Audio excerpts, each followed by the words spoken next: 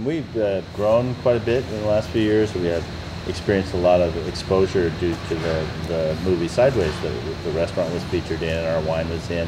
And we've ridden that really hard, and we've increased our production, but we've worked really, really hard to keep the quality as high as it's always been for us. And we think we're actually making better wines now because we're very focused and very intent on doing that. I got access to some Napa Valley Cabernet, so Gray let me borrow his van.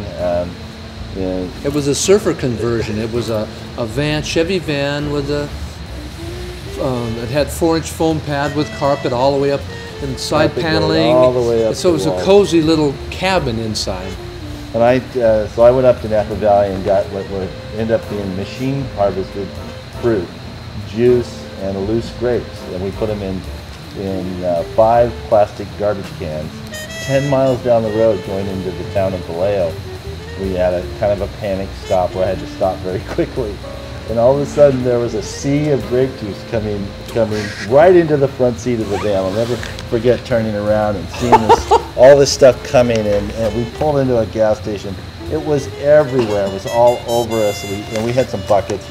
We started collecting juice as it was rolling out the side door. Maybe 9 o'clock in the morning, I called Gray and I said, Gray, I'm really, really sorry, but we had a little bit of a problem with your vehicle. I tell him what happened, and he said, it's all right, we can put new carpet in. It's no big deal. That's when I knew I had a friend that was going to last a long time. I was a salmon fisherman in southeast Alaska for 28 years, and I fished in the Bering Sea for king crab and off of Kodiak for halibut. I would fish June, July, and August in Alaska, and then I would be done, and I would come home September, October, November, and that was the time to do grapes with Frank, and then I would go off back to Alaska or fish in California. Pinot Noir is our favorite, and what we're known for and what we do the most of. But we have other varietals that we source as well. It was 1981 when we found the first Pinot Noir vineyard. We fell in love with it and decided that would be the grape we would focus on in the early days. Back when Pinot Noir had a horrible reputation in California for being planted in the wrong place and made the wrong way, we happened to find a vineyard that was planted in the right place in the Santa Maria Valley, Sierra Madre vineyard. We're now making a good amount of Syrah, and we make a Cab Franc Merlot blend called Generation Red. I mean, we used Pinot Noir in the early days as a way of introducing people to red wine at the dinner table. We were sort of pioneers in taking Pinot Noir in that direction and using it as the house wine in a steakhouse. I'm always looking at the structure of the wine, the ageability, as a winemaker always wanting to make wines that have some longevity, that are safe and sound and have balance.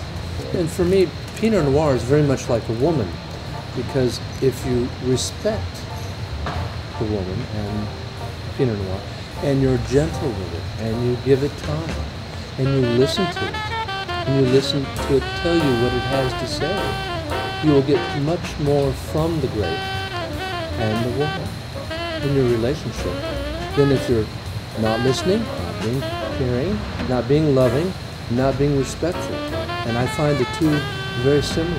Have somebody drink our wine and have them, have it evoke emotion from them is a wonderful thing, and it's very special. Frank and I, if it says Hartley Ostini on the bottle, it's made by Hartley and Ostini. These are the 4 hands, and we take them with us everywhere. Hey, they're purple. We're actually getting in there and work. Yeah, I'm driving forklift today. Food coloring that we do this with? No, it's the real thing. Lees. We're racking Pinot Noirs and making blends.